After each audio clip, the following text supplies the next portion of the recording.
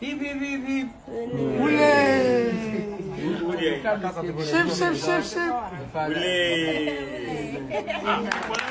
Hello, Abusia. Mummy and Kwame Eugene asem yeso eya jenipa nsem yo. Every Mary birthday and I celebrate man will have a fair. Oh, happy birthday to you, happy birthday to you. Come on. Oh, she go on you nyam. A bad TikTok ni na ye ka just or tre ni per se. Oh, yemfa obi eba emma metna ni enye ne basa. What you say? Na what you we say nyina mano. Though what you had a kaketwa dear, but akatua 4 billion. You see, especially even gas station attendants, the problem could never also put time on muji or jet not a comprehended iron.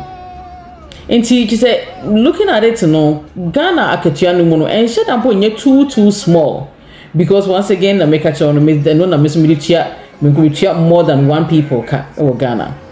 So, na se ubetia ne car na I mean aduane so dey also maybe available. Opeso ka se na e come dino tina no otwitwa hwe. Ne mama so person ka se yes girl no so twitwa hwe so ampa. Obi da fa mo ayansere. Se ma ne ba be kan. E bi se wo nim de be si gina. Obi da fa mo ayansere. E bi se wo nim de be si gina. Obi da fa mo ayansere. O ma no so to. E bi se wo nim de be si gina. No. Obi da fa mo ayansere. Abi sa ho kwa no se wo. E bi se wo nim de be si gina. Ebi nya on mi ho. Obi da fa mo ayansere. E fi ho no kwa e fi ase. E bi se wo nim de be si gina. Oba juara. Juara ni me and 12 o'clock na obai. E bi se wo nim de be si gina. Ya woda fiada anyu. Obi da fa mo ayansere. E no sa adi ni sa ye. E bi se wo nim de be si gina. Okokoma. Obi da fa mo ayansere. Ba clinic.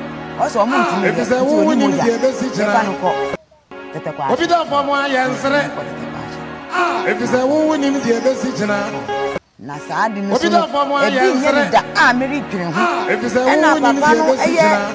Kwame Eugene. Obi da fa mo ayansere no pay. Aka so ni aka say oh Mary, ti sen. Ana oh Mary, ti wa ko jaye.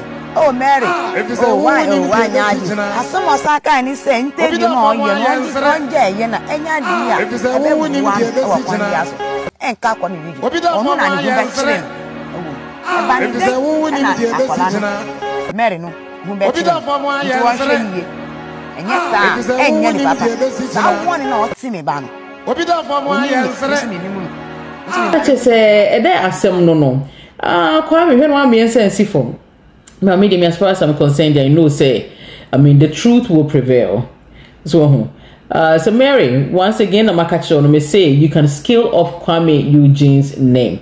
Inti sentisa don't blow things out of proportion. Then keka and some any idea in bi. Na man ba could be so no so Canada. Also say Kwame Eugene yade say one fan one ka girl no. Na girl no ho akono. Though Ghana 4 years na Kwame Eugene na be one or bed no fata no fine ko say.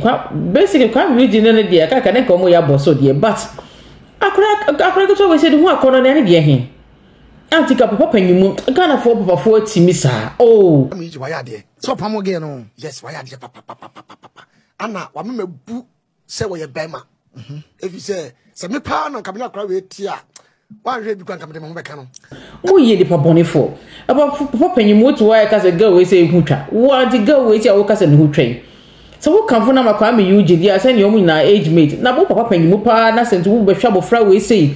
But as a grabro no mo ka no. Eyampa senior Ghana for the elite, the bank managers, the doctors. How am do money bri or money no chiro come am dey money bri because you made servant for this one. And when papa say kasa kra we say ho akono. Akra we ne ho akono na ndie hin. Ne ho akono pa no ene die hin. Papa, as one kan dey we go enu ase akra we pa ne ho akono na ene die hin. So kan for na ma Kwame Eugene dia na make no ne sese won no senior mo age mate. But now wo panyimu pa we go to kasa kra we ho akono. Na make no ponya akono mame. Aw. Mum ye njai bone yi nipa bone sem no. Na no nti na ma niema atoyere nchem sem ebe se yen no. Na enye airtime.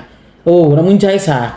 Na papa fo no so amu repu nkwara no. Omo tete mun chen na amu kokofo so omo koda ni na mo ni maguase. Mo njai sa adne so ayanko